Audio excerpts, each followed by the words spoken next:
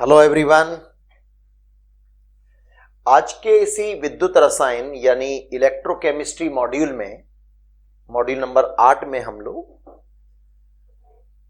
वहीं से शुरुआत दोबारा थोड़ा सा करूंगा मैं, जहां मैंने आप लोगों को कोलरास का नियम बताया था। कोलरास क्या कहते हैं?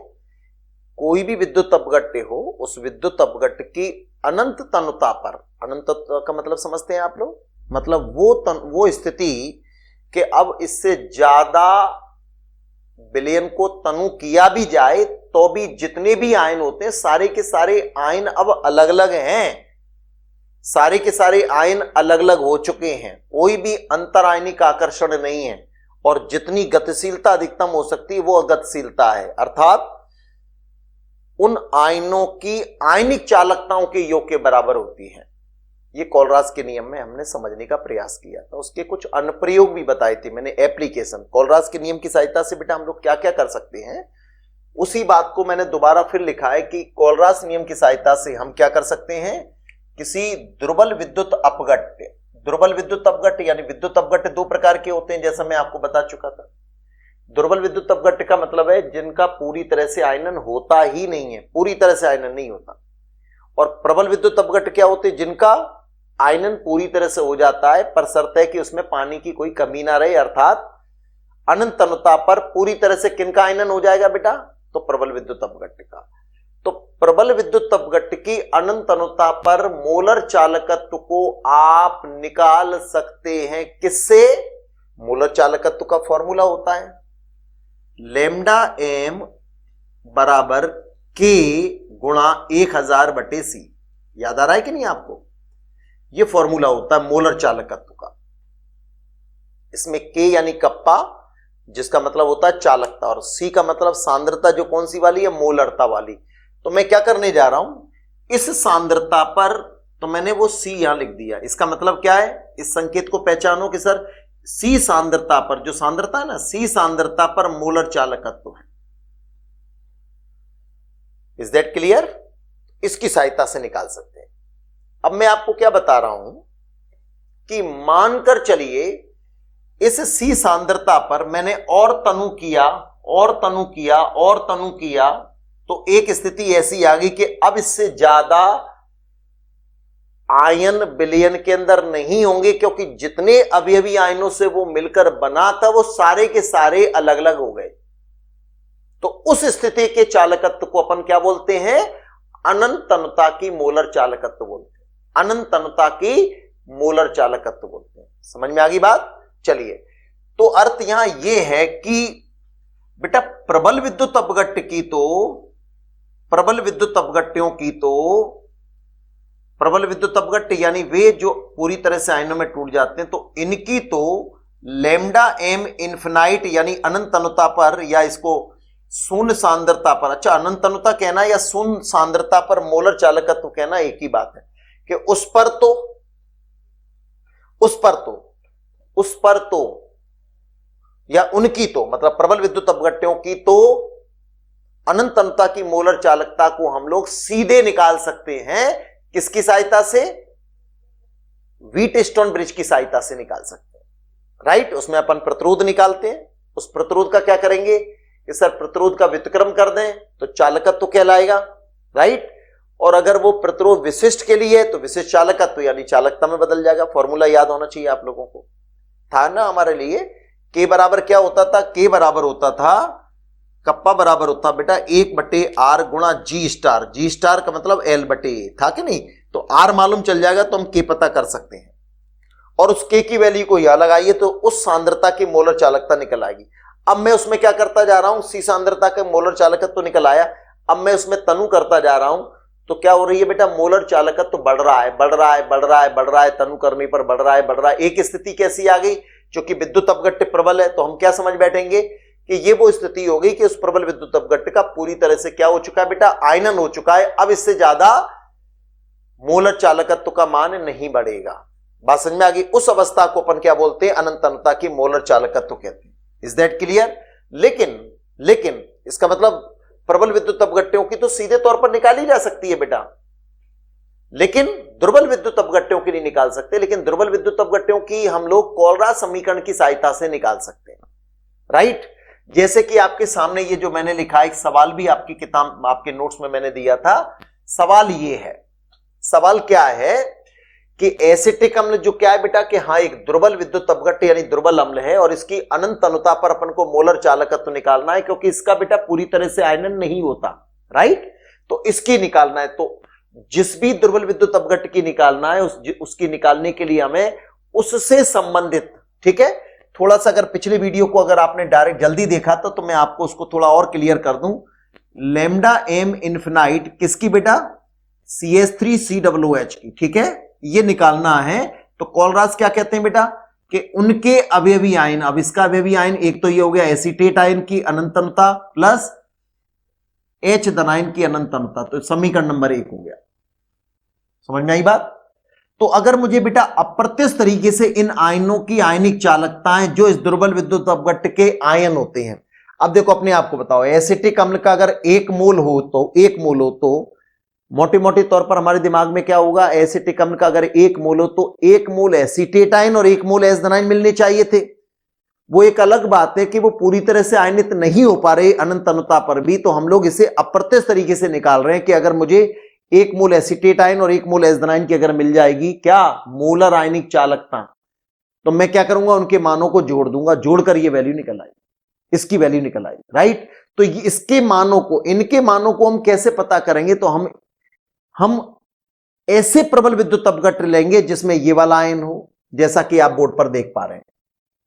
सोडियम एसीटेट का जब आयनन होगा तो एसीटेट आयन और सोडियम आयन देगा, ठीक है। चूंकि ये प्रबल विद्युत अपघट्य है बेटा, ये प्रबल विद्युत अपघट्य, प्रबल विद्युत अपघट्य की तो सीधे निकाली जा सकती है, किससे, व्हीटस्टोन ब्रिज की सहायता से। उसका प्रतिरोध निकाल लो, राइट, के निकाल लो और के की सहायता से सी निकाल लो, और उसको फिर और तनु करते जाओ तो मोलर चालकत्व तो बढ़ रहा है। अब नहीं बढ़ रहा तो हम क्या मानेंगे कि अब इसका पूरी तरह से आयनन हो चुका है, अब इससे ज्यादा कितना भी तनु न कर किया जाए, अब इसमें आयनों की संख्या नहीं बढ़ रही, राइट।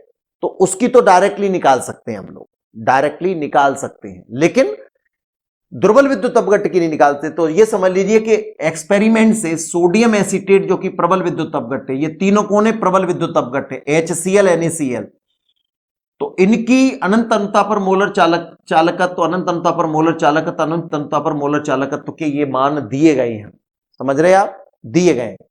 तो एसिटिक अम्ल की निकालना है तो हम क्या करेंगे, इन तीनों के मानों को अगर जोड़े, जैसा मैंने पिछले दिनों बताया था, थोड़ा सा यहां से लिखूंगा मैं बेटा, लैम्डा एम इन्फिनाइट CH3COOH, ठीक है, बराबर। तो मोटे तौर पर सोचिएगा बेटा, जब मैं इसके मान को इसके मान में जोड़ दूं तो क्या होगा, देखिए ये आयनन होने पर क्या देता बेटा, एसीटेट आयन, इतना समझते हैं अपन, एसीटेट आयन और सोडियम आयन, राइट। हमको एसीटेट आयन चाहिए कि हाँ सर, पर इसकी वैल्यू में ये जो मान है ना 91.0, इसमें सोडियम का भी मान जुड़ा है। अब सोडियम का कितना मान है ये मालूम तो है नहीं, पर इतना मालूम है कि एसीटेट और सोडियम आयन के दोनों का मान है योग करके, राइट।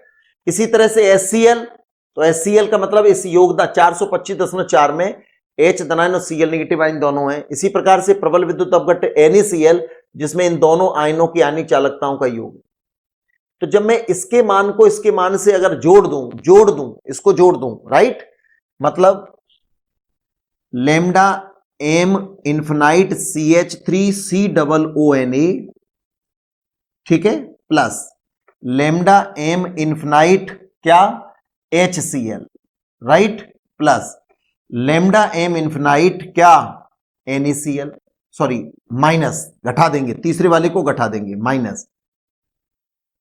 तो क्या होगा देखिएगा, थोड़ा समझिए, थोड़ा बेटा दिमाग लगाइए। दिमाग क्या लगाइए कि इसके लिए अगर मैं कोलराज समीकरण लिखूंगा तो एसीटेट आयन और सोडियम आयन हो गए, इसके लिए कोलराज समीकरण लिखने पर H धनायन और Cl नेगेटिव आयन हो गए।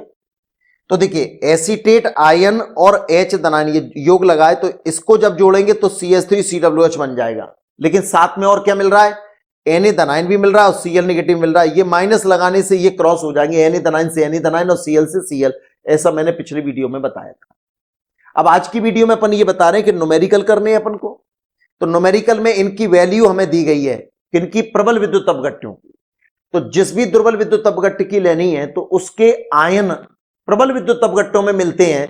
तो जैसे एसिटिक अम्ल का एक आयन एसिटेट आयन जो इसमें मिल जाएगा, एसिटिक अम्ल का एस धनायन जो HCl में मिल जाएगा। लेकिन एसीटेट और एस धनायन के अलावा दो आयन और भी मिल रहे हैं Na और Cl, तो तीसरा विद्युत अपघट्ट क्या ले लेंगे बेटा, NaCl। इससे क्या होगा कि इसमें जो Na का योगदान होगा, इसमें जो Cl का योगदान होगा, उस योगदान को अपन को कटौती करनी है, काटना है, तो अपन NaCl के मान की वैल्यू को अपन घटा देंगे। ठीक है, अब जो वैल्यू दी गई है अब कुछ नहीं है, खास कलाकारी का काम है, अब तो जोड़ लेंगे। इसकी वैल्यू दी जा रही है कितनी, 91.0 बेटा, प्लस इसकी वैल्यू दी जा रही है 425.4 और ये घटा दिया हमने कितना, 126.4। राइट, सॉल्व कर लो बेटा, ये निकल आएगी किसकी, लैम्डा। तो ये डायरेक्ट नहीं निकली, इनकी डायरेक्ट निकल जाती थी, जो आपको बताया गया था, मैंने आपको बोला था कि व्हीटस्टोन ब्रिज विधि के द्वारा निकालेंगे। इनकी डायरेक्ट निकल रही है प्रबल विद्युत अपघट्ट, इसकी नहीं निकल रही, तो इसको अप्रत्यक्ष तरीके से निकाल रहे हैं अपन। समझ में आ गई बात। तो संबंधित तीन प्रबल विद्युत अपघट्टों की हेल्प से ये निकालते हैं। अब इन वैल्यू को अगर जोड़ दें और उसको घटा दें तो ये आपके लिए एसिटिक अम्ल की अनंत अनुता पर, तो ये सवाल मैंने नोट्स में किए हुए नहीं है, ध्यान से रखिएगा। राइट, एक सवाल ये अगर आप देख लेंगे उसमें अपनी नोट्स में, जब अपन अपनी कॉपी में जब उतारेंगे तो आप इसकी निकालनी और इन तीनों की दी गई तो आप डायरेक्टली ये सूत्र इस्तेमाल करेंगे, वैल्यू लगाओ, वैल्यू लगाकर जोड़ दो। ठीक है, अब जितना भी मान आएगा S centimetre square mole inverse. ठीक है ना, थोड़ा सा मैं अगर कैलकुलेट करूं, गुणा भाग अगर करूं, तो ये आंसर आता है 390 बेटा। ठीक है, 390 390 आप जोड़ सकते हैं, 425 91 को जोड़कर 126.4 को घटा दीजिए तो ये आ जाएगा 390। ठीक है बात, एक सवाल हो गया आपका, ये समझ में आई बात। चलिए, तो दुर्बल विद्युत अपघट्ट की अनंत अनुता पर मोलर चालकता के बारे में पिछले मॉड्यूल को अगर आपने अच्छी तरह से समझाए तो आप क्या समझोगे कि इसकी डायरेक्टली नहीं निकाली जाती, कोलराज समीकरण से निकाली जाती है, और इसके लिए हेल्प ली जाती है किसकी, उससे संबंधित तीन प्रबल विद्युत। तीन क्यों लेते हैं, क्योंकि उस दुर्बल विद्युत अपघट्ट के दो आयन तो दो विद्युत अपघट्ट से मिल जाएंगे, लेकिन दो आयन और मिलते हैं एक्स्ट्रा, तो उन दोनों आयनों को काटने के लिए तीसरा वाला प्रबल विद्युत अपघट्ट लेते हैं। उम्मीद है समझ में आ रही होगी बात। ठीक है ना, चलिए, तो मैं ये तो यहां से ये सवाल हो गया आपका, एक सवाल आपको दिया गया था। ठीक है ना, फटाक से इसे देख लो, नोट कर लो। ठीक है ना, स्क्रीनशॉट ले लो, इसको हटाऊं मैं यहां से बेटा। ठीक है, अब मैं आपको एक और जो यहां दूसरा जो अनुप्रयोग है, जो मैं इधर लिख देता हूं आपका।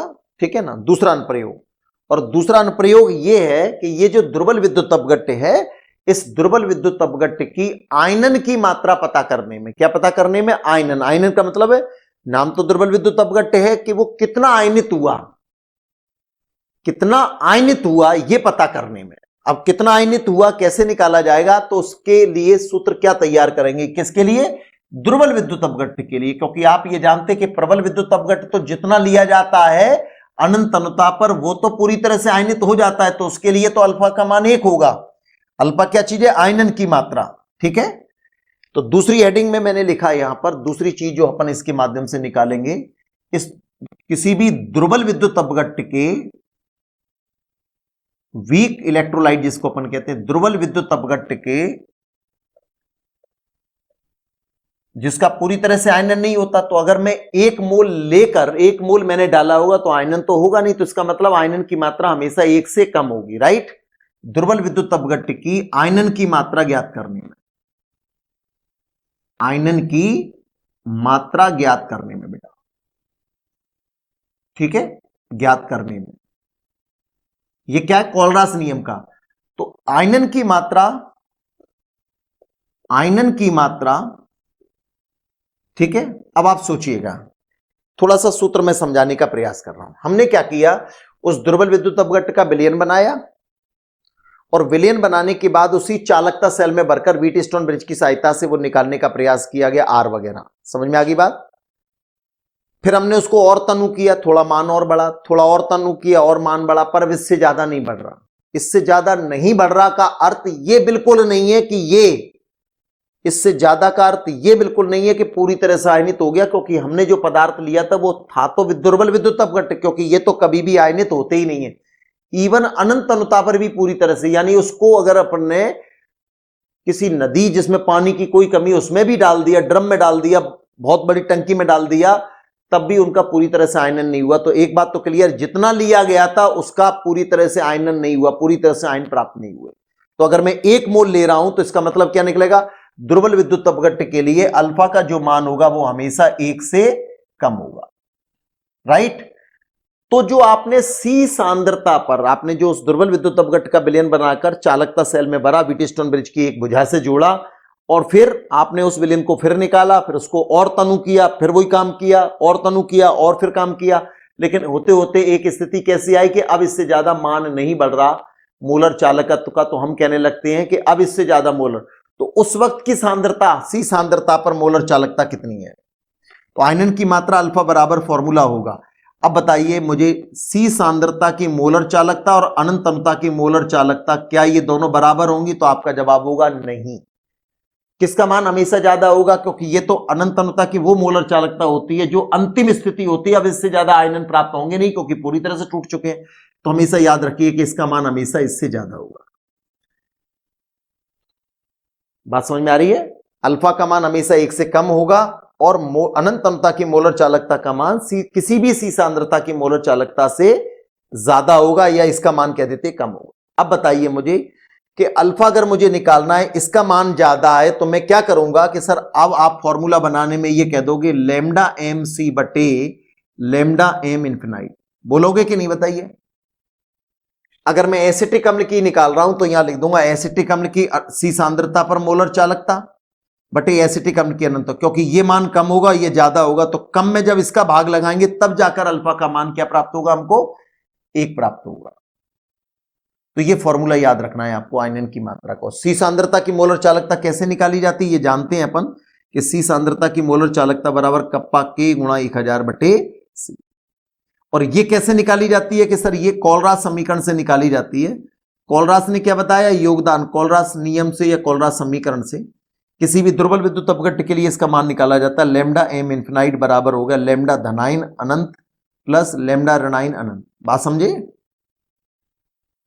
तो इस सूत्र में जो हमें 2 चीजों की जरूरत पड़ेगी, सी सांद्रता की मोलर चालकता उस दुर्बल विद्युत अपघट्ट की, दूसरा अनंत अणुता पर मोलर चालकता। सी सांद्रता की मोलर चालकता निकालने में हमें किसकी जरूरत पड़ेगी? कप्पा के की और सांद्रता सी की, ठीक है। और के बराबर होता है 1/r गुणा l बटे ए। तो सूत्र याद होगा तो सवाल होंगे। यहां लैम्डा एम इन्फिनाइट बराबर लैम्डा धनायन इन्फिनाइट प्लस लैम्डा ऋणायन। धनायन की अनंत अणुता पर मोलर आयनिक चालकता, ऋणायन की अनंत अणुता पर मोलर चालकता के योग के बराबर होता है किसी भी विद्युत अपघट्ट की अनंत अणुता पर मोलर चालकता। तो कोलरास समीकरण ये लगाकर इस फॉर्मूले की हेल्प कर देंगे।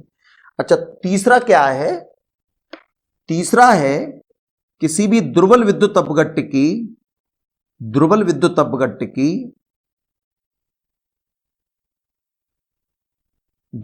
अपघट्ट के वियोजन स्थिरांक का मान निकालने में। किसका बेटा? वियोजन स्थिरांक। वियोजन स्थिरांक को अपन के से प्रदर्शित करते हैं, केवल के। वो कप्पा अलग चीज है, ये के है। और अगर वो दुर्बल विद्युत अपघट्ट अम्ल है तो के से प्रदर्शित करेंगे, और क्षार है तो के बी से प्रदर्शित। स्थिरांक ज्ञात करने, ठीक है। थोड़ा बड़ा लिख देता हूं। क्या निकालने बेटा? दुर्बल विद्युत अपघट्ट के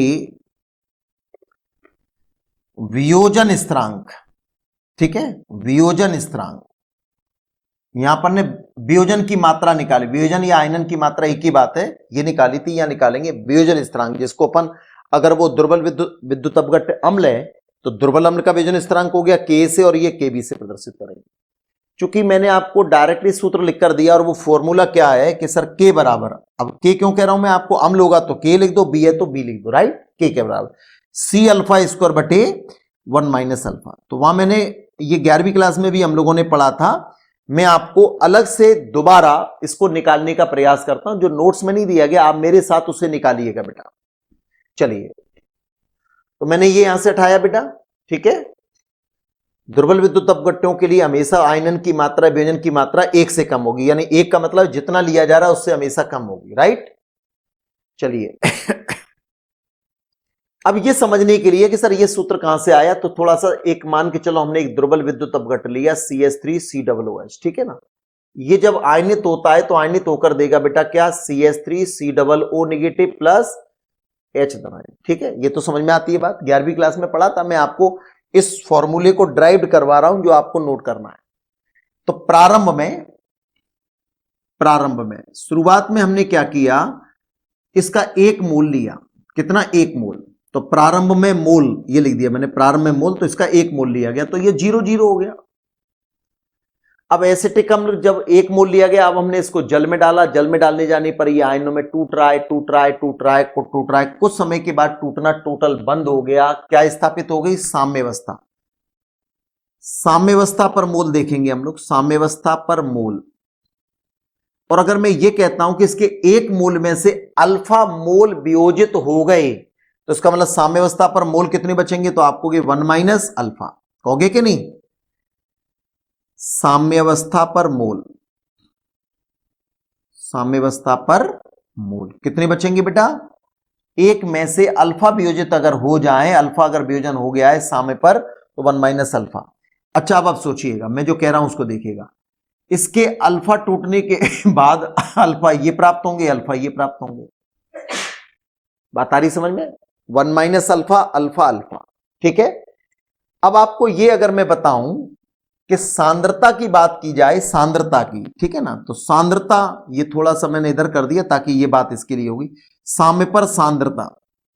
चूंकि सांद्रता C बराबर होता है मोलों की संख्या बटे आयतन, यानी मोलों की संख्या बटे आयतन, ऐसा समझ लो, राइट।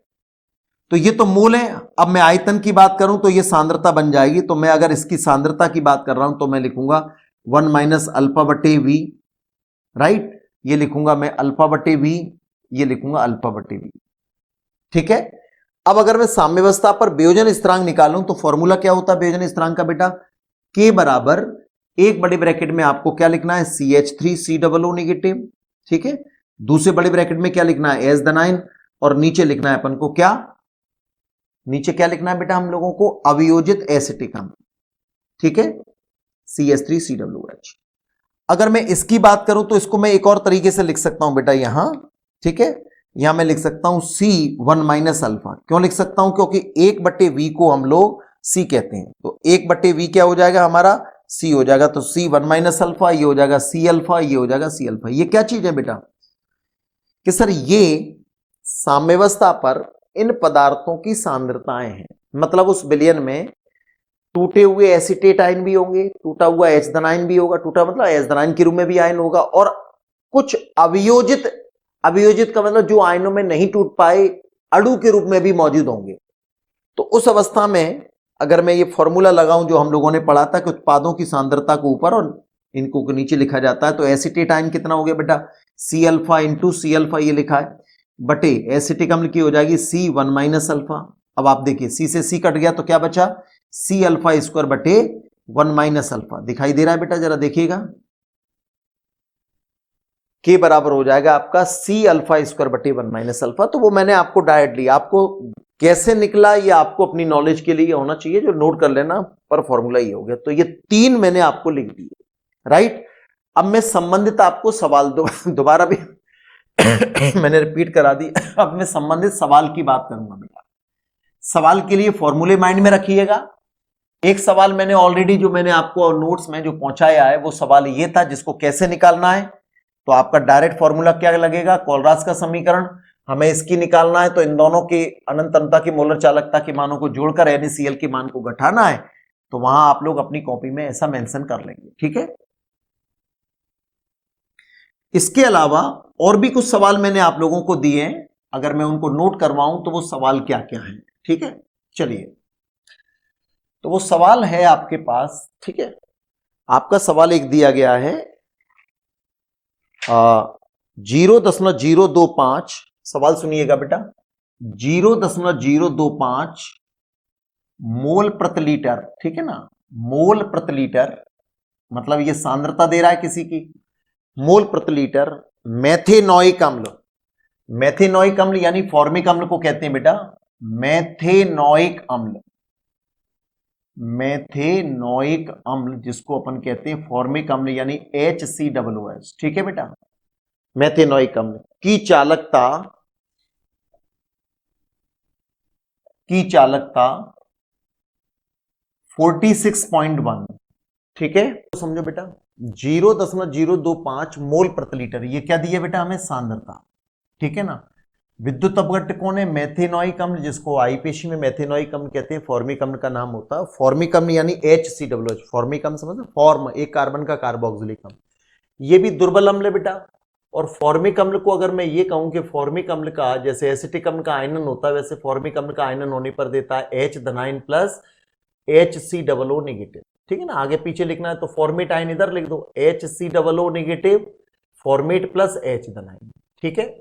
अब आप देखिएगा इसकी चालकता इतनी दी गई। अब कई बार क्या होता है कि हम लोग कंफ्यूजन कर जाते हैं, तो हमें मात्रक से पता लगाना है। देखिए क्योंकि चालकता में मोलर चालकत्व हो सकता है, तुल्यांकी चालक हो सकता है। बताइए इस विद्युत अपघट्ट की इतनी सांद्रता पर चालकता ये दे रहा है 46.1 का, मात्रक से पता चल रहा है कि ये कौन सी चालकता है बेटा, सर ये मोलर चालकता है, क्योंकि मोल का इस्तेमाल किया गया। मतलब ये क्या दिया जा रहा है हमको, सी सांद्रता पर मोलर चालकता दे रहा है। वो सी सांद्रता का मतलब इतनी सांद्रता पर 0.25 मोल लीटर पर उसकी मोलर चालकता की वैल्यू दी गई है।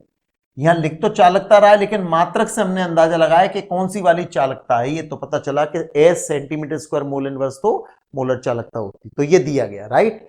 इसके अलावा हमको निकालना है वियोजन की मात्रा। वियोजन की मात्रा अल्फा, जो अभी मैंने बताया था, अल्फा का सूत्र क्या होता है, अल्फा बराबर सी सांद्रता की मोलर चालकता किसकी, वो भी ब्रैकेट में चाहो तो लिख सकते हो, फॉर्मिक अम्ल HCOH, ठीक है, बटे अनंतता की मोलर चालकता, उसको भी ब्रैकेट में लिख दो, फॉर्मिक अम्ल की, राइट, बराबर। अब सी सांद्रता की मोलर चालकता ये दी गई जा रही है कितनी, 46.1 मात्रक तो वो है ही है। और अनंतता की मोलर चालकता जब तक नहीं मालूम होगी तब तक आप अल्फा नहीं निकाल सकते। अच्छा, इसको निकालने के लिए कोलराज समीकरण काम करेगा। तो फॉर्मिक अम्ल जो आप देख रहे हो ये आयनित होने के बाद देता फॉर्मिट आयन और एस-, ठीक है ना। तो अनंत अनुता पर ये देखिए, अनंत अनुता पर मोलर चालकता या मोलर चालकता तो किसकी, फॉर्मिक अम्ल यानी मेथेनोइक अम्ल की। ये आयनित होने के बाद जो आयन देता है, एक तो फॉर्मिट आयन देता है और एक एस-, देता है। इन दोनों के मान ये दिए गए बेटा, देखो H- की ये दी गई है और फॉर्मिट आयन की ये दी गई है। दोनों के मान लिखने के बाद हम जोड़ेंगे तो ये आ जाता है कितना, 404.2। समझ में आई बात। तो सी सांद्रता की मोलर चालकता, अब देखो ये कितनी थी, केवल 46.1, बताया था ना मैंने, हमेशा कम होती है। और ये अंतिम स्थिति 4.4, राइट, मतलब 404, इसकी वैल्यू लिख दो 404.2। इसको जब आप सॉल्व करेंगे तो ये वैल्यू आ जाएगी आपकी करीब करीब 0.114 आ जाएगी, 114। क्या निकाल लिया हम लोगों ने, अल्फा की वैल्यू निकाल ली, वियोजन की मात्रा निकाल ली। बात समझ में आ गई, वियोजन की मात्रा का फॉर्मूला। अब हमें निकालना वियोजन स्थिरांक, जो के होता है, के यहां कप्पा नहीं है, के ही है, अंग्रेजी का के ही है, राइट। कप्पा वाली तो वो चालकता होती है। तो के बराबर अभी फॉर्मूला लिखा था हमने, सी अल्फा स्क्वायर बटे 1 माइनस अल्फा। सी की वैल्यू ये दी जा रही है, सी की वैल्यू वो लगाएंगे, अल्फा की वैल्यू ये निकाली हमने और स्क्वायर कर दिया 1 माइनस 0.114। इस पूरी वैल्यू को सॉल्व करने पर वैल्यू आती है 0.00036। थोड़ा जल्दी कर दिया मैंने सब, मतलब इसकी वैल्यू को नोट करके, और इसको सॉल्व करेंगे तो आ जाता है 3.6 × 10⁻⁴ को। समझे आप लोग, इस की हमको निकालना है। तो दिया क्या गया वो अपन ने नोट कर लिया, दिया गया सी सांद्रता की मोलर चालकता, राइट, H- की अनंतता पर मोलर आयनिक चालकता, फॉर्मिट आयन की अनंतता पर मोलर आयनिक चालकता, ये मान दिए गए। हमें क्या क्या निकालना है कि सर, एक तो निकालना हमें वियोजन की मात्रा, जिसका फॉर्मूला भी मैंने आपको बताया था। दूसरा क्या निकालना है हमको, के का मान, यानी वियोजन स्थिरांक का मान, के का मान, ठीक है ना। तो सी अल्फा स्क्वायर बटे 1 माइनस अल्फा, अल्फा जो निकलेगा ना ये वाला, उस अल्फा को यहां लगा दो, सी सांद्रता आपकी ये है। समझ में आई बात, सॉल्व करिए, नोट करो बेटा। अगला सवाल जो मैंने नीचे लिख रखा है ऑलरेडी, वो सवाल है, देखो थोड़ा शॉर्ट में लिखा है, आपके पास नोट्स के तौर पर पहुंच गया। CaCl2 कैल्शियम क्लोराइड की अनंत अनुता पर मोलर चालकता ज्ञात करना है। किसकी, कैल्शियम क्लोराइड की अनंत अनुता पर मोलर चालकता ज्ञात करना है। यदि वो दे रहा है, चूंकि कैल्शियम क्लोराइड की अनंत अनुता को मोलर चालकता ज्ञात करने के लिए वो जो दे रहा है कि कैल्शियम जो आयन है, कैल्शियम क्लोराइड का जो कैल्शियम आयन है, उसकी अनंत अनुता पर आयनिक चालकता का मान 129 सेंटीमीटर स्क्वायर मोल इनवर्स है, और क्लोराइड आयन की अनंत अनुता पर मोलर आयनिक चालकता का मान है 76.3 centimetre inverse mole in square. अब ये मोल क्या दिखाता है, मोल इनवर्स दिखाता है कि इसके 1 मोल आयन की है, ये मोल क्या दिखाता है, इसके 1 मोल आयन की है। अब आप इसको कैल्शियम क्लोराइड के लिए अगर कोलराज समीकरण लिखते हैं तो कोलराज समीकरण क्या होगा बेटा, lambda M infinite calcium chloride बराबर लैम्डा इन्फिनाइट कैल्शियम आयन होगा। तो कैल्शियम क्लोराइड की जब बात की जाती है तो कैल्शियम क्लोराइड टूटने के बाद, इधर लिख देता हूं मैं, कैल्शियम क्लोराइड टूटने के बाद क्या क्या देगा कि सर 1 मोल कैल्शियम आयन देगा और 2 मोल क्लोराइड आयन देगा। इसका मतलब 1 मोल कैल्शियम आयन की और 2 मोल क्लोराइड आयनों की आयनिक चालकताओं को जब हम जोड़ेंगे, आयनिक चालकता को, तो वो 1 मोल कैल्शियम क्लोराइड की अनंत अनुता पर मोलर चालकता होगी। कोलराज से यही तो कहते हैं। प्लस चूंकि कैल्शियम का 1 मोल है तो 1 मोल हो गया, क्लोराइड 2 मोल है तो 2 आगे लगाएंगे, लैम्डा इन्फिनाइट क्लोराइड आयन। बात समझ में आएगी। तो हमको इसके 1 मोल की दी गई है, कैल्शियम आयन की दी गई है कितनी बेटा, 129 1 मोल की दी गई प्लस ये 2 आगे लगा बोलेंगे गुणा इसके 1 मोल की दी गई, तो 1 मोल की कितनी दी गई है बेटा, 76.3। सॉल्व कर लो, इसका 2 का गुणा करो और 129 को उसमें जोड़ोगे तो ये वैल्यू आती है 281.6 S centimetre square mole inverse. ठीक है, बात समझ में आई। तो इस तरह से आप लोग इस तरह की किसी भी विद्युत अपघट्ट की दी जाए, पूछी जाए और उसके आयनों की दी जाए, तो आपको पहले यह पता करना है कि उसके आयनन पर कितने कितने आयन, धनायन कितने मिल रहे हैं, ऋणायन कितने मिल रहे हैं, और हमको दी गई 1-1 मोल की। ऐसे ही एक सवाल और दिया गया जिसको थोड़ा सा जल्दी मैं बताऊंगा वो क्या सवाल है। ठीक है, पॉज कर करके वीडियो को देख लेना बेटा, थोड़ा चलाया फिर समझा, थोड़ा चलाया फिर समझा। तो अगर कोई दिक्कत है तो फिर मुझे बताइएगा, ठीक है ना। आसान है, इसमें कोई खास कलाकारी वाली बात नहीं थी। चलिए, एक मैंने एक सवाल और दिया है आप लोगों को, और वो सवाल ये है कि हमको निकालनी है, समझना, Al2SO4 के होल थ्राइस की अनंत अनुता पर मोलर चालकता हमको निकालनी है।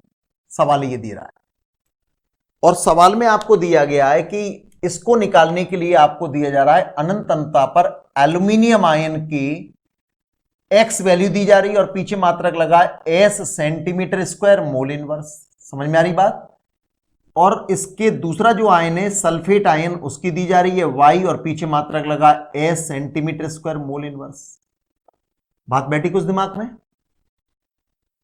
ठीक है, तो बेटा ये एक्स वैल्यू दी जा रही है एल्यूमिनियम आयन की, 1 मोल की एक्स वैल्यू है, ऐसी सल्फेट आयन के 1 मोल की वाई वैल्यू है, और हमको निकालनी है एल्यूमिनियम सल्फेट की। तो आपको सबसे पहले क्या मालूम होना चाहिए, आपको मालूम होना चाहिए कि ये कौन से आयनों में टूटता है और कितने आयनों में टूटता है। तो Al2SO4 के ऑल्थराइज का अगर मैं वियोजन बताऊं, आयनों का टूटना बताऊं, तो मैं लिखूंगा एल्यूमिनियम आयन 2 मोल एल्यूमिनियम आयन देगा और 3 मोल देगा सल्फेट आयन। ठीक है, तो आपको याद होना चाहिए इसके 2 मोल और सल्फेट आयन के 3 मोल। अब अगर मैं अनंत अनुता पर इसकी मोलर चालकत्व की बात करूं तो वो फॉर्मूला कोलराज समीकरण से कुछ इस तरह का बनेगा, Al2SO4 का होल थ्राइस बराबर 2 आगे लगाऊंगा लैम्डा इन्फिनाइट एल्यूमिनियम आयन बेटा, प्लस 3 आगे लगाऊंगा लैम्डा इन्फिनाइट सल्फेट आयन। बात समझे। तो हमको बेटा इसके सिर्फ 1-1 मोल की दे रहा है, वो मोल इनवर्स लिखा है, जबकि हमको इसके 2 मोल और इसके 3 मोल की वैल्यू शिफ्ट करनी पड़ेगी, तब उनको मानों को जोड़ेंगे, इसके निकालेंगे। तो अगर मैं 2 लिखूं और इसकी दे रहा है x, तो ये हो गया 2x प्लस इसकी 3 वैल्यू दी जा रही है y, तो आंसर आ जाएगा 2x प्लस 3y। अब xy को मैंने ऐसे लिख दिया, x को आप x की कोई वैल्यू देकर दे सकता है, तो आप 2 की गुणा उस वैल्यू में करेंगे। मैंने x और y वो भी एक प्रकार से वैल्यू ही है, और पीछे मात्रक जो होता है वो लगा देंगे S centimetre square mole inverse, क्योंकि हम लोग अनंत अनुता की मोलर चालकत्व निकाल रहे हैं। तो एक इस तरह का एक सवाल बन गया।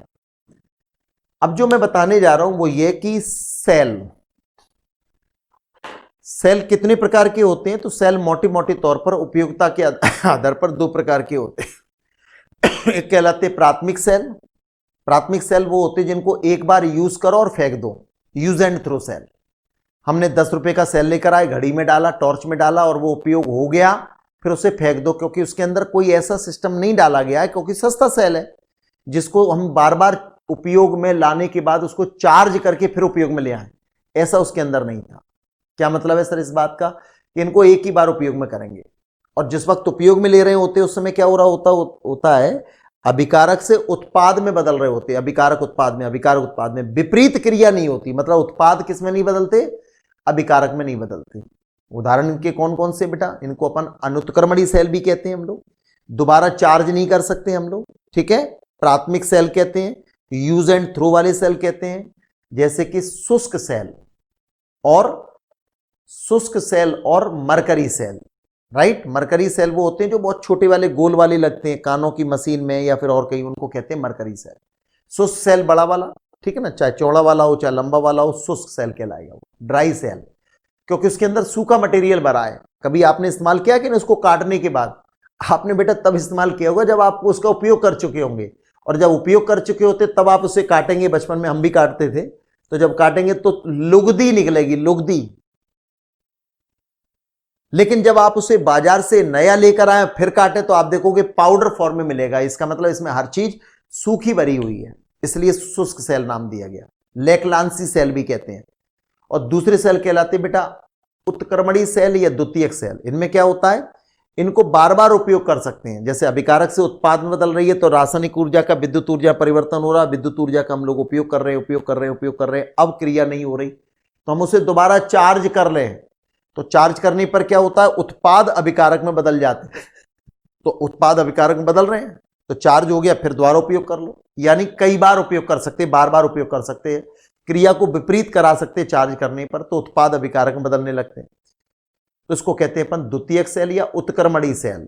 जैसे कि सीसा संचायक cell, lead storage cell, nickel cadmium cell, nickel iron cell, ये इनके प्रकारों में आता है। मैं आपको सबसे पहले एक सेल जो हमारे सिलेबस में दिया गया जिसके बारे में हमको पढ़ना है, शुष्क सेल, ड्राई सेल, इसके बारे में पढ़ेंगे, ठीक है बेटा। चलिए, तो इसे जो है नोट कर लिया है आप लोगों ने, देखो जरा। तो जैसा कि आप देख रहे हैं बेटा कि प्राथमिक सेल का एक उदाहरण है शुष्क सेल, ड्राई सेल, जिसको अपन लेकलांसी सेल भी कहते हैं। लेकलांसी वैज्ञानिक का नाम है जो एक आविष्कारक थे इस प्रकार के सेल के लिए, इसलिए उस सेल को हम लोग लेकलांसी सेल भी कहते हैं। देखिए, ऐसा समझ लें पहले तो आप लोग, किसी सेल के बारे में 3 जानकारियां होनी चाहिए। एक तो उसका चित्र, दूसरी उसकी बनावट। तो बनावट यानी संरचना, जैसे जब चित्र बनाओगे तो चित्र में जो लिखा होगा वही संरचना है उसकी। और तीसरी महत्वपूर्ण बात है बेटा, उसमें होने वाली रासायनिक क्रियाएं, यानी जब इसका उपयोग किया जाएगा तो कौन सी क्रियाएं होंगी, ठीक है। दोबारा फिर समझिए, सेल के बारे में आपको 2 चीजें, क्या क्या, एक तो उसका चित्र, दूसरी उसकी बनावट, और तीसरी चीज उसके लिए उसकी संबंधित अवक्रियाएं। एनोड पर कौन सी होनी है, कैथोड पर कौन सी होनी है, और कुल अवक्रिया, एनोड और कैथोड की कुल अवक्रिया कौन सी होनी है। तो एनोड और कैथोड की कुल क्रिया जोड़ देंगे, अर्थात ऑक्सीकरण और अपचन जोड़ देंगे, तो वो टोटल क्रिया उस सेल की आ जाएगी। अब आप देखिएगा, इस चित्र को ध्यान से सुनिएगा, समझिएगा। मैंने, अगर आप मार्केट से सेल लेकर आए तो आप देखते हो कि उसमें कंपनी का रेफर लगा है, नोविनो, एवरेडी लिखा होता है ना। उसको जैसे जब अपन हटाएंगे तो हटाने पर जो गोलाकार सिलेंड्रिकल यानी गोलाकार जो खोल नजर आएगा, वो खोल किसका बना होता है बेटा, Zn का बना होता है, जिंक का। तो ये जिंक का खोल है बेटा, बात समझ में आ रही है। उसके बाद अंदर क्या क्या भरा है ये देखिएगा। तो इसमें हमें क्या क्या मालूम होना चाहिए, एक तो एनोड मालूम होना चाहिए। एनोड किससे मिलकर बना है सेल की बनावट में, तो आपको जिंक का खोल, जिंक का जो आवरण है वो जिंक का खोल है। दूसरी बात, कैथोड किसका बना होना चाहिए, तो आप उसको काटते हैं, देखा अगर हो तो आपने उसमें काली सी एक छड़ नजर आएगी, ये काली सी छड़, राइट। ये काली सी जो छड़ है वो ग्रेफाइट का काम करेगी, मतलब ग्रेफाइट की छड़ होती है काली वाली, ग्रेफाइट विद्युत का चालक है, आप जानते हैं, ग्रेफाइट की छड़, ठीक है, ये कैथोड का काम करेगी। और इस ग्रेफाइट की छड़ के चारों तरफ भरा रहता है मैग्नीज डाइऑक्साइड प्लस कार्बन का पाउडर, यानी चूर्ण भरा रहता है सूखा, राइट। और इसके अंदर जो विद्युत अपघट्ट है, मतलब ये छड़ जिसमें डूबी रहती है, विद्युत अपघट्ट के रूप में भरा रहता है इसके अंदर। कौन, हालांकि चित्र में दिख रहा है, मैंने लिखा है, वहां भी है, NH4Cl और जिंक क्लोराइड का मिश्रण। नौसांदर कहते हैं अमोनियम क्लोराइड को। तो NH4Cl और ZnCl2 का, ये देखिए मैंने चित्र में क्या दिखाया, ये छड़ दिखाई है, ये ब्लैक कलर से जो बना हुआ है ये MnO2 और C का पाउडर है, और ये जो तीर का चिन्ह ये यहां तक लगाया गया, ये क्या बता रहा है, ये छड़ के लिए, यानी किसकी बनी है वो छड़, ग्रेफाइट की बेटा, ठीक है, जो कैथोड की तरह से काम करेगी। और इसके चारों तरफ ये जो रेड कलर का मटेरियल भरा होगा इसके चारों तरफ, वो है, मतलब रेड कलर मैंने अपने पेन से दिखाया है आपको, ठीक है ना, कुल मिलाकर उसको दिखाने के लिए। तो ये इस विद्युत अपघट्ट NH4Cl और ZnCl2 का मिश्रण हो। तो इसके अंदर एनोड कौन है, कैथोड कौन है, विद्युत अपघट्ट कौन है, ये सेल से संबंधित जानकारी है मालूम, एनोड कौन है, कैथोड कौन है और विद्युत अपघट्ट कौन है, ठीक है ना, ये चित्र आप देख रहे। अब अपन बात करेंगे इस सेल को जब रखा है तब थोड़े ना क्रिया होगी, फिर तो वो बिगड़ ही जाएगा। सेल को उस किसी इक्विपमेंट उपकरण में डाल दिया गया और परिपथ पूरा हो गया, पूरा परिपथ हो गया, सर्किट अगर पूरा हो गया तो अब ये सेल के अंदर रासायनिक जो क्रियाएं हो रही हैं, रासायनिक जो क्रियाएं हो रही हैं अर्थात ऑक्सीकरण जो अपचयन हो रही हैं, उनसे रासायनिक ऊर्जा बन रही है और रासायनिक ऊर्जा का उस उपकरण के अंदर विद्युत ऊर्जा में परिवर्तन हो रहा है। सेल जल रहा है, जो भी काम कर सकते हैं आप लोग, बल्ब जल रहा है, राइट। तो इसमें होने वाली क्रियाओं को मैं क्या लिखने जा रहा हूं, तो एनोड पर क्रिया, एनोड पर क्रिया। तो जैसा कि आप जानते हैं कि एनोड पर हमेशा क्या होता है बेटा, ऑक्सीकरण होता है, ऑक्सीकरण, ठीक है ना। तो ऑक्सीकरण किसका होगा, Zn का। तो एनोड पर जो क्रिया होगी उसमें Zn का Zn 2 आयन में ऑक्सीकरण हो जाएगा, मतलब इलेक्ट्रॉन त्यागने के काम को अपन कहते हैं ऑक्सीकरण। ये समीकरण नंबर 1 लिख दिया, राइट, ठीक है। दूसरी काम क्या हो रहा है, कैथोड पर क्रिया। कैथोड स्वयं काम नहीं करता, पर कैथोड पर क्या क्रिया हो रही है इतना तो मालूम है ही आप लोगों को। एनोड पर हमेशा क्या होता है बेटा, ऑक्सीकरण होता है, क्या होगा, ऑक्सीकरण होगा। और कैथोड पर हमेशा क्या होगा बेटा, अपचयन होगा, रिडक्शन होगा। समझ में आई बात, इस पर क्या होगा बेटा, अपचयन होगा। अब आपको मैं जो ये रिएक्शन या डायरेक्ट लिखूंगा उस रिएक्शन को थोड़ा समझा जाए बेटा, वो रिएक्शन क्या है। दरअसल जो विद्युत अपघट्ट के अमोनियम आयन है ना, विद्युत अपघट्ट के अमोनियम आयन NH4 धन आयन, ये अमोनियम आयन क्या करेंगे बेटा, इन इलेक्ट्रॉनों को जो एनोड से त्यागे गए ना, इन इलेक्ट्रॉन को ग्रहण करेंगे, राइट। अब आप एक छोटी सी बात को समझिएगा, वो छोटी सी बात क्या है। अमोनियम आयन में होता क्या है, आपको अगर याद हो तो NH3 के नाइट्रोजन पर लोन पेयर होते हैं बेटा, ये अमोनिया है। और अमोनिया से जब H धनायन जुड़ जाता है तो यह बन जाता है अमोनियम आयन। क्या बन जाता है बेटा, NH4 धनायन, राइट। अब मैं आपको जो कहने जा रहा हूं कि अगर अमोनियम आयन को इलेक्ट्रॉन मिल जाए, एक अमोनियम आयन को इलेक्ट्रॉन मिल जाए, तो क्या होगा। तो आपको क्या याद रखना है, एक तो ये याद रखना है कि जब भी अमोनियम आयन बनता किससे, अमोनिया और H से। और जब भी अमोनियम आयन टूटेगा, समझना ध्यान से बेटा, अमोनियम आयन टूटेगा तो ये देगा हमेशा अमोनिया प्लस H धनायन, ठीक है, क्योंकि उसी से बना था। अमोनिया और H धनायन के मिलने से अमोनियम आयन बनेगा, और जब भी अमोनियम आयन टूटेगा वो अमोनिया और H धनायन में, अमोनियम ये अमोनिया टूटेगा, राइट। तो अमोनियम आयन टूटने के बाद अमोनिया और H धनायन दे रहा है। ये जो H धनायन है अगर ये इलेक्ट्रॉन को ग्रहण कर ले तो ये बदल जाएंगे किसमें, H में। बात कुछ बैठी दिमाग में। अगर मैं 2 अमोनियम आयन लेता हूं तो आपको 2 अमोनिया 2 H धनायन, जिनके लिए 2 इलेक्ट्रॉन की जरूरत पड़ेगी, 2 H यानी H2 प्राप्त होगी, ठीक है ना। 2 H का मतलब, 2 H का क्या मतलब निकलेगा, यह लगाकर लिख सकता हूं मैं H2। तो मैं आपको उस रिएक्शन को थोड़ा सा चीर फाड़ करके बता रहा हूं कि 2 अमोनियम आयन को ये 2 मोल इलेक्ट्रॉन जो त्यागे ना, 2 इलेक्ट्रॉन ये मिल जाएं तो आपको हां सर 2 अमोनिया और 2 प्राप्त होंगे H, और 2 H का मतलब हो गया H2, राइट। आखिर ग्रेफाइट की ये छड़ है, ये स्वयं खुद, देखिए कुछ तो ऐसा होता है कि खुद भी भाग लेती है, कुछ इलेक्ट्रोड ऐसे होते हैं जो खुद भाग नहीं लेते। तो इलेक्ट्रोड की खुद भाग नहीं ले रही, पर इस पर क्रिया हो रही है। इसके चारों तरफ जो भरा है ना MnO2, अगर मैं MnO2 की बात करूं तो समझना ध्यान से बेटा, MnO2 में Mn का जो ऑक्सीकरण होता है वो है +4, तो ये +4, ठीक है ना। MnO2 में Mn का ऑक्सीकरण कितना है, +4, ठीक। अपचयन किसे कहते हैं, जिसमें ऑक्सीकरण में कमी आ जाए, तो ये +4 वाला ये MnO2 बदल जाता है Mn2O3.H2O में। या मैं अगर यहां और बात लिखूं, इसको थोड़ा नीचे समझा दूंगा, MnO और OH में बदल जाता है ये, ठीक है ना। इस MnO और OH में Mn का जो ऑक्सीकरण अंक है वो होता है +3। तो आपको याद क्या रखना है, कि भाई कैथोड पर होने वाली क्रिया, कैथोड पर होने वाली क्रिया यानी ग्रेफाइट की छड़ पर होने वाली क्रिया में अपचयन होता है, और इस अपचयन में किसके ऑक्सीकरण में परिवर्तन आता है बेटा?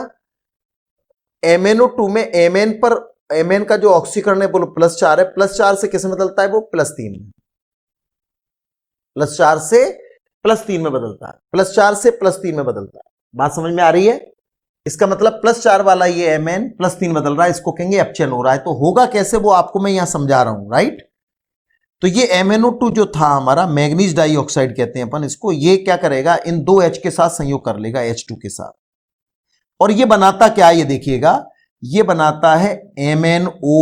तो समझना ध्यान से, ये MnO, राइट, एक O बचा और दो OH बचे, ये H दिख रहे हैं आपको। अगर मैं इसके आगे 2 लगा दूं तो मैं लिख दूंगा MnOOH और इसके आगे 2 लगा दूंगा। आपको कि सर बात समझ में नहीं आई, ठीक है ना? आप ऐसा समझोगे सर बात समझ में नहीं आई, बात कैसे समझ में आएगी वो मैं आपको बता रहा हूं। देखिए, MnO2 है, 2 MnO2 है, इसको ये लिखा गया 2 MnO2, राइट, और 2 H है हमारे पास, एक H है और एक H। अब आप सोचिएगा, ये वाले एक ऑक्सीजन को मैं अगर यहां दे दूं तो एक बन गया कि नहीं? MnOOH बन गया कि नहीं बेटा? देखो MnOH, ऐसे इस ऑक्सीजन को, हाइड्रोजन इसको दे दूं तो आपको कि हाँ सर, तो मैं इसके आगे 2 लगा सकता हूं, MnOOH के आगे मैं 2 लगा दूंगा। बैठी दिमाग में? दोबारा फिर समझिएगा, MnO2 ये लिखा बेटा मैंने MnO2, समझो, और ये H, 2 H है ना, एक MnO2 के आगे H और एक MnO2 के आगे H, ये वाला 2 ऑक्सीजन एक इसको दे दो तो ये OH हो गया, ये ऑक्सीजन एक इसको दे दो तो ये OH हो गया, तो बन गया ना MnOOH, 2 आगे लगा देंगे तो 2 MnOH हो जाएगा, राइट। चलिए, दरअसल MnOOH का दूसरा नाम एक और भी होता है। अगर मैं आपको यहाँ 2 MnOH का जो मतलब मैंने बताया था, इसको एक और नाम भी होते हैं। MnOOH को हम एक नाम और देते हैं, मैं थोड़ा ओपन कर दूं, शायद हो सकता है कुछ छात्रों को। तो ये जो 2 OH है उसमें से एक H OH H2O के रूप में निकल जाता है, मतलब H2O के रूप में होता है। अब बचे हुए भाग को मैं क्या कह सकता हूं बेटा? कि सर MnMn Mn2O3, ये कहना या ये कहना एक ही बात है, Mn2O3 डॉट H2, कह सकते हैं कि नहीं? देखो, तो ये बात अपने लिए नोट कर लो आप अपनी कॉपी में। MnOOH का दूसरा नाम होता है Mn2O3, और Mn2O3 का मतलब हो गया, इसमें Mn का ऑक्सीकरण निकालेंगे तो कितना आएगा बेटा? +3 आएगा। तो इसमें कई बार पूछा गया है कि शुष्क सेल में कैथोड पर अपचयन जो होता है उसमें ऑक्सीकरण में क्या परिवर्तन आता है? तो अपचयन किसका होता है? MnO2 का। किसमें होता है? MnOH में। परिवर्तन क्या आ रहा है? +4 से +3 आ रहा। अब इस रिएक्शन को अगर मैं जोड़ दूं तो H2 से H2 कट गया। इन दोनों रिएक्शनों को जोड़ने के बाद जो रिएक्शन यहां आती है उसकी हमें जरूरत होगी बेटा। समझ में आ रही बात? ये तो मैंने समझाने के लिए कहा था, और ये भी समझा, बॉक्स में लिखी रिएक्शन आपको समझाने के लिए, ध्यान रखना। आपको डायरेक्ट तौर पर एक ये, इसमें तो कोई दिक्कत नहीं है। दूसरी रिएक्शन को जो डायरेक्ट लिखना है इन दोनों को जोड़कर, वो ये 2NH4 धनायन प्लस 2MnO2 बेटा प्लस 2E निगेटिव एरो के बाद, ठीक है ना, जगहवानी तो मैं यहां लिख देता हूं, 2NH3 प्लस 2MnOOH, राइट। बस यही तो है, ये H2 तो कट चुका। ये कैथोड की क्रिया हो गई, तो समीकरण नंबर 2 इसको नाम दे दिया मैंने, ठीक है। दूसरा समीकरण नंबर दे दिया। समीकरण 1 और 2 को जब मैं जोड़ दूंगा तो शुष्क सेल में होने वाली कुल अवक्रिया हो जाएगी। कुल अवक्रिया का मतलब ये ऑक्सीकरण हो रहा है, ये अपचयन हो रहा है, तो वो रेडॉक्स क्रिया बन जाएगी। बात समझ में आ गई? तो उस रिएक्शन को अगर मैं लिखूं तो थोड़ा सा यहां से अगर आपने ये बना लिया हो, मेंशन कर लिया हो, तो कुल सेल अवक्रिया, तो ये पूरा कभी नहीं पूछा जाएगा, पूरे शुष्क सेल के बारे में नहीं पूछा जाएगा, ठीक है ना, लेकिन हमें तैयार होना है। पूछा क्या जाएगा? शुष्क सेल का चित्र बनाइए, नामांकित चित्र बनाइए। शुष्क सेल में एनोड किस कौन का बना होता है? शुष्क सेल में कैथोड किसका बना होता है? एनोड पर होने वाली क्रिया लिखिए शुष्क सेल के, कैथोड पर होने वाली क्रिया लिखिए शुष्क सेल के टोटल। इसमें Mn के ऑक्सीकरण में क्या परिवर्तन आता है? तो आप कहोगे सर +4 से जो कि MnO2 में है, +3 में जो कि MnOOH में होगा, में परिवर्तन होगा। तो इस तरह के प्रश्न आएंगे। या कुल सेल अवक्रिया लिखिए, तो एनोड और कैथोड की क्रिया को, अब देखिए समीकरण 1 में 2 इलेक्ट्रॉन त्यागे, ये 2 इलेक्ट्रॉन यहां, तो टोटल क्रिया, कुल सेल अवक्रिया, कुल सेल अवक्रिया अगर मैं लिखता हूं तो वो ये होगी, ठीक है। टोटल सेल अवक्रिया तो लिखा जाएगा Zn, दोनों को जोड़ रहे हैं बेटा, ये लिख दिया। अब मुझे ये लिखना है, तो मैंने लिखा 2NH4 धनायन NH4 कहां से आए थे? विद्युत अपघट्ट जो था ना हमारा अमोनियम क्लोराइड, उसके अमोनियम आयन से, राइट। प्लस और क्या है कि सर जेयू लिखो, बिल्कुल लिखेंगे 2MnO2। और क्या है कि सर इलेक्ट्रॉन मत लिखो क्योंकि इलेक्ट्रॉन से इलेक्ट्रॉन तो कट गए। अब एरो के बाद का मटेरियल लिखिए, राइट। एरो से पहले के ये लिख दिए गए, एरो के बाद में Zn2 लिखना है बेटा हमें।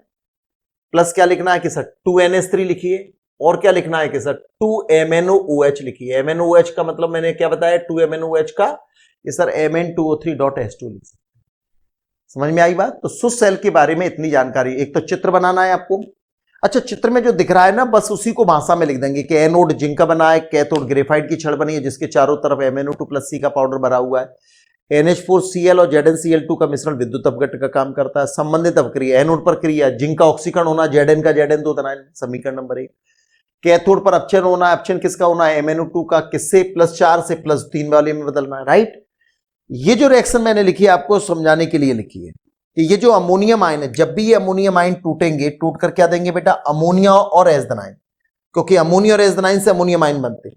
ये अमोनिया तो उसी रूम में, ये H- इलेक्ट्रॉन को ग्रहण करेंगे तो H में बदल जाएंगे। 2 H-, 2 इलेक्ट्रॉन, 2 H यानी H2, राइट। वो लिख दिया गया।